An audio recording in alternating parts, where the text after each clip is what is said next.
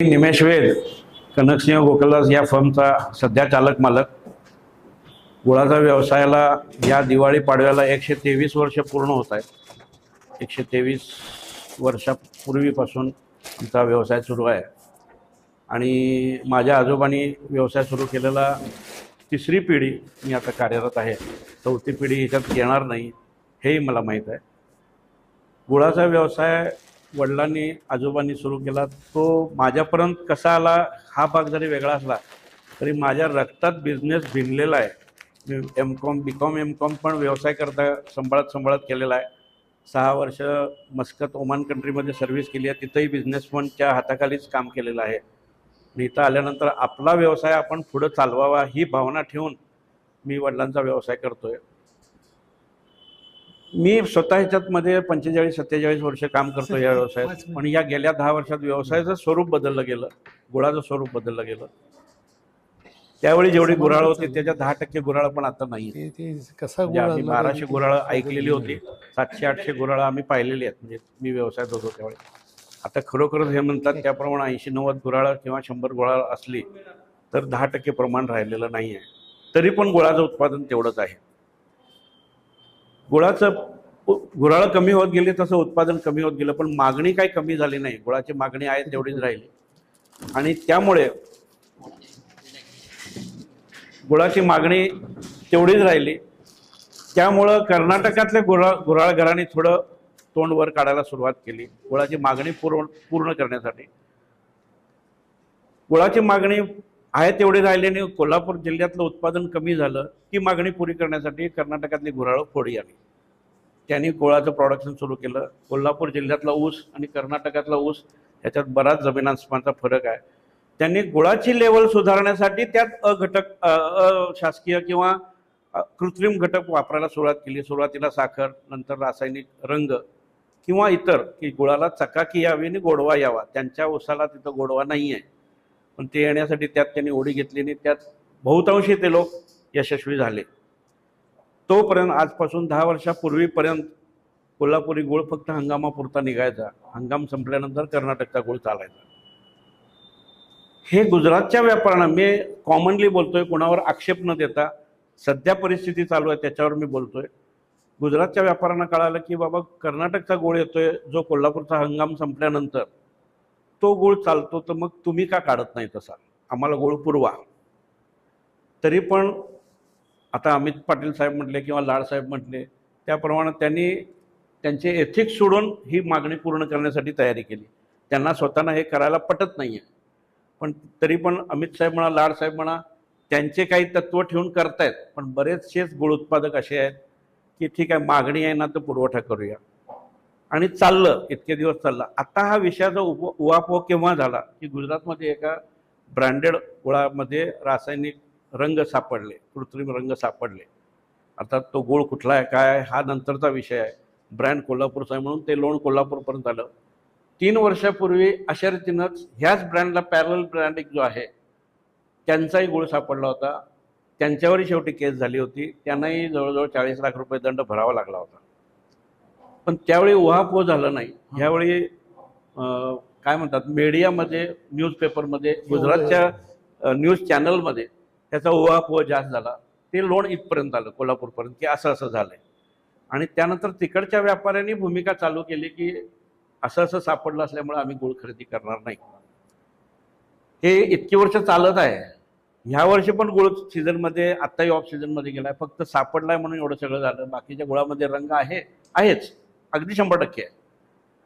हे सगळं करता करता आपल्याला ह्यातून सुधारणा करायची असेल, माझा एक वैयक्तिक किंवा एक आपुलकी आत्मीयतेचा विषय म्हणजे शाहू महाराजांनी वसवलेली बाजारपेठ आणि मार्केटात स्थलांतर झाल्यानं त्यालाही 75 वर्ष पूर्ण झाली.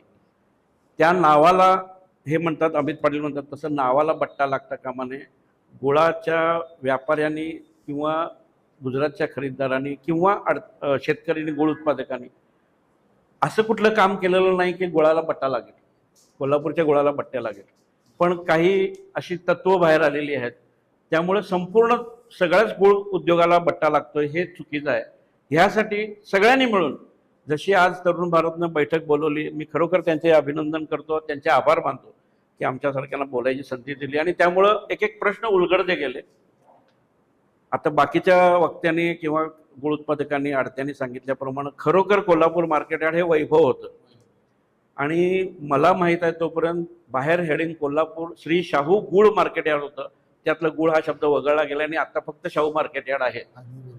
हे मला माहित होतं की शाहू गुळ मार्केट यार्ड असंच त्याचं नाव होतं. बाहेर रेल्वे स्टेशन आहे ते गुळ मार्केट यार्ड म्हणून त्या रेल्वे स्टेशनचं नाव आहे. अजून पण आहे गुळ मार्केट यार्ड असं त्या स्टेशनचं नाव आहे जिथं फक्त गुळच्या वॅगन आल्या जातात. का गुळ हा शब्द वगळला गेला, का गुळ शब्द वगळून बाकीच्या लोकांनी अतिक्रमण केलं याचा विचार करूया. आणि आलेले तज्ज्ञ गुळ उत्पादक आहेत, त्यांना सगळं माहीत आहे. म्हणजे त्यांनी 10 वर्षापूर्वीचं पण पाहिलंय, आत्ताचं पण पाहतायत, तिच्या पुढे पण पाहतील. त्यांनी पण ह्यातून काहीतरी बोध घ्यावा. माझं तर म्हणणं अगदी वैयक्तिक म्हणायचं झालं, हा व्यवसाय वाचवायचा असेल तर बिगर हंगामी गुळ काढू नये. काय शॉर्टेज होती ती होऊ दे, काय कर्नाटकचे लोक करतात ते करू देत. फक्त पैसे मिळवण्यासाठी करायचं असेल तर करावं. आपल्याला आपण स्वतः वाचायचं असेल तर हे करावं लागेल की पहिल्यांदा बिगर हंगामी गुळ काढून, जर बिगर हंगामाचा गुळ निघत असेल तर खाद्य रूपात तो निघावा, म्हणजे खाण्यासारखा तो असावा. आम्हालाही माहित आहे कसा गुळ होतोय, त्यांनाही माहित आहे. फक्त डिमांड आहे म्हणून सप्लाय ते कोणीही करणार, मीही करणार. मला जर डिमांड आली की नाही मला गुळ पाठवा तर मला यांच्या ह्यांना सांगून काढावाच लागेल. पण तो हंगाम नसलेल्या गुळाची प्रत आणि हंगामात थंडीच्या दिवसात गुळा निघालेला गुळ जो जाधव साहेब काढत, कलिकते साहेब काढत होते, त्यात फरक आहे. त्यासाठी जरूर विचार करावा. आम्ही चांगला गुळ घेण्यासाठी बसलोय आणि आम्ही सांगतोय म्हणून चांगला गुळ हे लोक पण देतात आम्हाला. त्यांनी सांगितलं खरोखर त्याप्रमाणे अगदी सुरुवात या 5 ग्रॅम क्यूबची सुरुवात आम्ही दोघांनी मिळून केली होती. ते सॅम्पलिंग आलं, आम्ही मुंबईला सुरुवात केलं. मुंबईलाही माझा भाऊ आहे, वेदम ब्रँडमध्ये गुळ विकतोय. मी इथं कोल्हापुरात शाहूपुरीमध्ये राहतोय, त्या घरी रिटेलिंग चालू केलं, त्यात पण हा गुळ आहे. हे लोक देतात, आम्ही जातो कुठं हा जाता निर्यात कुठं होतं. हा निर्यात सगळ्या ठिकाणी युकेला जातो, गल्फ कंट्रीज मध्ये जातो. ही क्वालिटी फक्त पॅकिंग वेगळं असतं, आपण क्वालिटी हीच जाते. ह्या गुळामध्ये साखर नाही आहे, रंग टाकलेला नाही आहे, फक्त उसाच्या रसाचा गुळ आहे. मी मुद्दाम सगळ्यांनी खावा म्हणून आणलेला आहे. तो खावा. यांनी ऑर्गॅनिक गुळ केलेला आहे, तोही खा तुम्ही. म्हणजे गुळाला बदनाम करण्याचं एक षडयंत्र सुरू केलेलं आहे असं मला वाटतंय. कुणाच्या एकट्यामुळं बोट दाखवले म्हणून ह्याचा गुळ तुम्ही चेक करा, त्यातनं रासायनिक द्रव्य निघाले म्हणून. सगळ्या गुळात आहे आणि ते न टाकताही करू शकतो आपण. फक्त मागणी पुरवठा आहे म्हणून होतंय ते. असं होऊ नये. पुढे गुळाचा व्यवसाय वाचवायचा असेल, शाहू मार्केट यार्ड, शाहू महाराजांचं नाव आणि आपलं पर्यायानं आपलं, यांची 5वी पिढी काम करते, यांची 2री 3री आहे, हे 2री 3री आहे, मी 3ऱ्या पिढीचं काम करतोय. आपल्याला वाचवायचं असेल तर आपण पुढाकार घ्यायला पाहिजे. शासन दरबारी आम्ही फार भांडलो व्यापाऱ्यांच्यासाठी, तुम्ही भांडलाय तुमच्या गुळ उत्पादक शेतकऱ्यांसाठी. काहीही होत नाही. त्यांना एसीच्या केबिनमध्ये बसून नोटिफिकेशन काढण्याशिवाय काहीही येत नाही. प्रत्यक्ष बघायला कोणी येत नाही की गुळ मार्केट यार्डात सौदे कसे निघतात. मी सारखं शाहू गुळ मार्केट का म्हणतो, संपूर्ण भारतामध्ये गुळाचे सौदे कुठल्याच चांगले होत असले तर शाहू मार्केट यार्डाचं आज पण पहिलं नाव आहे. तुम्ही कुठल्याही भारतामध्ये कुठल्याही गुळपेठेत विचारा, शाहू मार्केट प्रतवारीनुसार गुळ विकला जातो, ही एकमेव पेठ आहे. गुळाचे पैसे शेतकऱ्यांना दिले जातात पूर्णपणे, हे शाहू मार्केट यार्डात होतं. अडीअडचणीला अडत दुकानदारच उपयोग पडलेला आहे. अडत दुकानदार हा बँकेपेक्षा जास्त विश्वासदार हे शाहू गुळ मार्केट कोल्हापूर येथेच आहे, दुसरीकडे कुठं नाही आहे.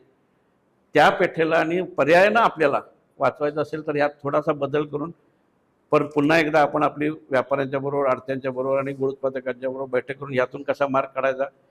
माझं असं म्हणणं आहे की ह्यातून पॉझिटिव्ह रिझल्ट निघावेत, काहीतरी चांगलं करावं. आणि लोक आपल्याला बदनाम करतात म्हणून आपण बदनाम होऊ नये. पुन्हा एकदा सुधाकर काशीद यांचं पुन्हा एकदा आभार मानतो, अभिनंदन करतो. त्यांनी आम्हाला बोलवलं. आमचे मुख्य संपादक 4 कोल्हापूर, मी यांना भेटलेलो आहे. आपण दसरा चौकामध्ये ज्यावेळी वर्धापन दिन होता त्यावेळी ते भेटले होते.